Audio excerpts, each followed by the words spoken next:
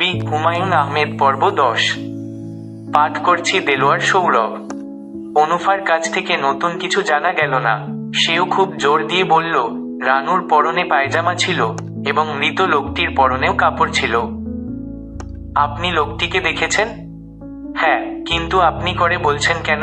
মুরব্বী মানুষ আপনি, আমি আপনার মেয়ের বয়সী। লোকটিকে কেমন দেখলে বলো তো? চাচা, আমার কিছু মনে নেই। সেই সময় আমি ঘোরের মধ্যে ছিলাম। পরদিন আমার বিয়ে। হ্যাঁ, তা আমি জানি। লোকটিকে নদীর পাড়ে পুঁতে রাখা হয়, তাই না? জি। তারপর অনেক দিন কেউ ওদিকে যেত না। সবাই বলাবলি করত, রাতে কি জানি দেখতে পায়। কি দেখতে পায়? ছায়া ছায়া কি নাকি দেখে। তবে এইসব সত্যি না চাচা, সব মন গড়া, তাই নাকি? জি, ভূতপ্রেত বলে কিছু নেই। মিসির আলী বড়ই অবাক হলেন। গ্রামের কোনো মেয়ে এইভাবে চিন্তা করে না। এতটা মুক্ত চিন্তার তাদের থাকার কথা নয়। মিসির আলী বললেন, তুমি পড়াশোনা কত দূর করেছো? চাচা, আমি আইএ পড়ার সময় আমার বিয়ে হয়। তারপর আর পড়াশোনা হয়নি। গ্রামে বিয়ে হয়েছে তো। পড়াশোনা করার আমার খুব শখ ছিল। মানুষের সব শখ মেটা উচিত নয়। একটা কোনো ডিসস্যাটিসফ্যাকশন থাকা দরকার। কেন? তাহলে বেঁচে থাকতে ইচ্ছে করে। সব শখ মিটে গেলে বেঁচে থাকার প্রেরণা নষ্ট হয়ে যায়। যে সব মানুষের শখ মিটে গেছে তারা খুব অসুখী মানুষ। অনুফা চুপ করে রইল। মিসির আলী মৃদু স্বরে বললেন, এবার রানুর কথা বলো। কি কথা জানতে চান? সব কথা। ও খুব অদ্ভুত মেয়ে। ও মানুষের ভবিষ্যৎ বলতে পারে। কিভাবে বলে? তা জানি না, তবে বলতে পারে। একবার কি হয়েছে শোনেন। আমি আরও গল্প করছি, সে হঠাৎ গল্প থামিয়ে বলল, কিছুক্ষণের মধ্যে আমাদের বাড়িতে শ্রীপুরের খালারা বেড়াতে আসবেন। আর সত্যি সত্যি তারা এলেন। এটা তো এমনিতেও হতে পারে। মানুষ বেড়াতে আসে না? তা আসে, কিন্তু শ্রীপুরের খালা 5 বছর পর প্রথম এসেছিলেন। তাদের সঙ্গে আমাদের কি একটা ঝগড়া চলছিল। ও, তাই নাকি? জি। আরেক গল্প বলি শোনেন। তখন আমি ম্যাট্রিক পরীক্ষা দিয়ে রানুদের ওখানে বেড়াতে গিয়েছি না। এটা আপনাকে বলা যাবে না। বলা যাবে না কেন? গল্পটা ভালো না। থাক, তাহলে অন্য গল্প বল। অনুফার স্বামীকেও মিসির আলী সাহেবের বেশ লাগলো। গোয়ার গোবিন্দ ধরনের লোক, স্ত্রীর খুবই অনুগত।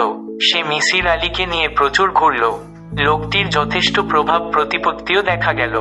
মধুপুর থানার ওসি সাহেব ওর কথাতেই পুরনো ফাইলপত্র ঘেঁটে দেখালেন যে একটি মরা লাশ পাওয়ার খবরে এফআইআর করা হয়েছিল। তখন ওসি ছিলেন ব্রজগোপাল হালদার।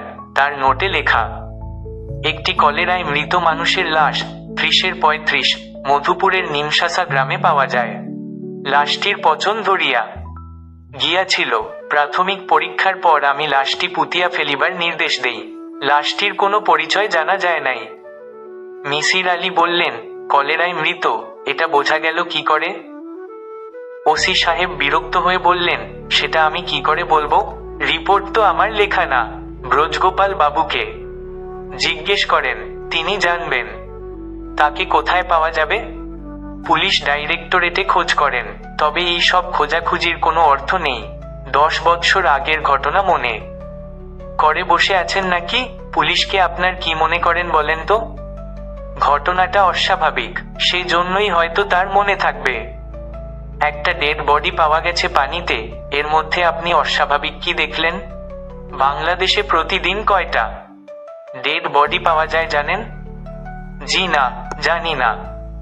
পুলিশের লাইনে ডেড বডি পাওয়াটা খুব স্বাভাবিক ঘটনা, বুঝলেন? মিসির আলী মধুপুরে আরো একদিন থাকলেন। দেখে এলেন যে জায়গায় লোকটিকে পোতা হয়েছিল সেই জায়গা দেখার মতো কিছু নয়। ঘন কাটাবন হয়েছে, যার মানে হচ্ছে এই জায়গাটিকে বেশ কিছুদিন লোকজন ভয়ের চোখে দেখেছে। হাঁটাচলা বন্ধ করে দিয়েছে নিশ্চয়ই। মিসির আলী অনেকের সঙ্গেই কথা বললেন, যদি নতুন কিছু পাওয়া যায়, নতুন কোনো তথ্য যা কাজে লাগবে। কিন্তু কিছুই জানা গেল না। 10 বৎসর দীর্ঘ সময়। এই সময়ে মানুষ অনেক কিছু ভুলে যায়। মধুপুর থেকে তিনি গেলেন রানুদের আদি বাড়িতে। সেখানে যাবার তার একটি উদ্দেশ্য, খুঁজে দেখা জালাল উদ্দিন নামে কাউকে পাওয়া যায় কিনা। এই লোকটিকে পাওয়া খুবই প্রয়োজন। আনিস লক্ষ্য করল রানু ইদানিং বেশ স্বাভাবিক। এর প্রধান কারণ বোধহয় বাড়িওয়ালার দুটি মেয়ে। ওদের সঙ্গে সে বেশ মিলেমিশে আছে। গল্পের বই আনছে, ভালো মন্দ কিছু রান্না হলেই আগ্রহ করে নিচে নিয়ে যাচ্ছে। বাড়িওয়ালাদের সঙ্গে বেশি মেলামেশা আনিসের পছন্দ নয়। বাড়িওয়ালাদের সে সব সময় শত্রুপক্ষ বলেই মনে করে। কয়েকবার ভেবেছিল বলবে মেলামেশাটা কমাতে, না বলে ভালোই হয়েছে, এতে যদি অসুখটা চাপা পড়ে তো ভালোই। কাজের একটি ছেলে পাওয়া গেছে, জিতু মিয়া। এই ছেলেটিও রানুকে বেশ ব্যস্ত রাখছে। ছেলেটির বয়স 10-11, তবে মহাবোকা। কোনো কাজই করতে পারে না, করার আগ্রহ নেই। রানু ক্রমাগত বকাঝকা করেও কিছু করাতে পারে না, তবে তার সময় বেশ কেটে যায়। সন্ধ্যাবেলা সে আবার জিতু মিয়াকে নিয়ে পড়াতে বসে। জিতু ঘুম ঘুম চোখে পড়ে স্বরে অস্বরে এই পড়াটি গত 1 সপ্তাহ ধরে চলছে। জিতু মিয়া কিছুই মনে রাখতে পারছে না, কিন্তু তাতে রানুর উৎসাহে ভাটা পড়ছে না। আনিস একদিন ঠাট্টা করে বলেছে, তুমি দেখি একে বিদ্যাসাগর বানিয়ে ফেলছো। রানু তাতে বেশ রাগ করেছে, গম্ভীর হয়ে বলেছে, ঠাট্টা করছো কেন? বিদ্যাসাগর তো একদিন হতেও পারে। অবশ্য অদূর ভবিষ্যতে তেমন কোনো সম্ভাবনা দেখা যাচ্ছে না। ভবিষ্যৎ বিদ্যাসাগর রোজ রাতেই পড়তে পড়তে ঘুমিয়ে পড়ছে, এবং রানু প্লেটে খাবার বেড়ে প্রতি রাতেই প্রাণান্ত চেষ্টা চালাচ্ছে। এতটা বাড়াবাড়ি আনিসের ভালো লাগে না, কিন্তু সে কিছু বলে না, থাকুক একটা কিছু নিয়ে ব্যস্ত। এর মধ্যে একদিন আনিস গিয়েছিল মিসির আলী সাহেবের কাছে।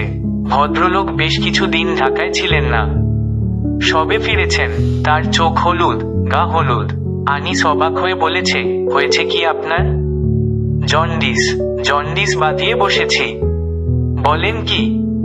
ইনফেক্টাস হেপাটাইটিস। লিভারের অবস্থা কাহিল রে ভাই। আপনার স্ত্রী কেমন আছেন? ভালো। আর ভয়টয় পাচ্ছেন না? জি না, খুব ভালো খবর। আমি একটু সুস্থ হলেই যাব আপনার বাসায়। জি আচ্ছা। আমি কিছু খোঁজখবর পেয়েছি, মনে হয় আপনার স্ত্রীর সমস্যাটি ধরতে পেরেছি। তাই নাকি? হ্যাঁ, একটু ভালো হলেই এ নিয়ে কথা বলবো। রানু মিসির আলী সাহেবের জন্ডিসের খবরে খুবই মন খারাপ করল। আহা, বেচারা একা একা কষ্ট করছে। চল একদিন দেখে আসি। যাবে? ঠিক আছে, যাব একদিন। কবে যাবে? কাল যাবে? এত ব্যস্ত হচ্ছ কেন? জন্ডিস যখন হয়েছে তখন বেশ কিছু দিন থাকবে, একদিন দেখে এলেই হবে। আমি এই অসুখের ভালো ওষুধ জানি। অড়হরের পাতার রস সকালবেলা 1 গ্লাস করে খেলে 3 দিনে অসুখ সেরে যাবে। তাই নাকি? হ্যাঁ, আমার দাদা এই ওষুধটা দিতেন। তুমি কিছু অড়হরের পাতা ওই লোকটিকে দিয়ে এসো না। ঢাকা শহরে আমি অড়হরের পাতা কোথায় পাবো? কি যে বলো, খুঁজলেই পাবে। জংলা গাছ সব জায়গায় হয়। আনিস যথেষ্ট বিরক্ত হলো। রানুর এই একটা প্রবলেম, কোনো একটা জিনিস মাথায় ঢুকলে ওটা নিয়েই থাকবে। আনিস বলল, আচ্ছা দেখি। দেখা দেখি না, তুমি খুঁজবে। আর শোন, কাল তো তোমার অফিস নেই, চল ওনাকে দেখে আসি। এত ব্যস্ত কেন? ভদ্রলোক তো আর পালিয়ে যাচ্ছেন না। রানু থেমে থেমে বলল, আমি অন্য একটা কারণে যেতে চাই। কি কারণ?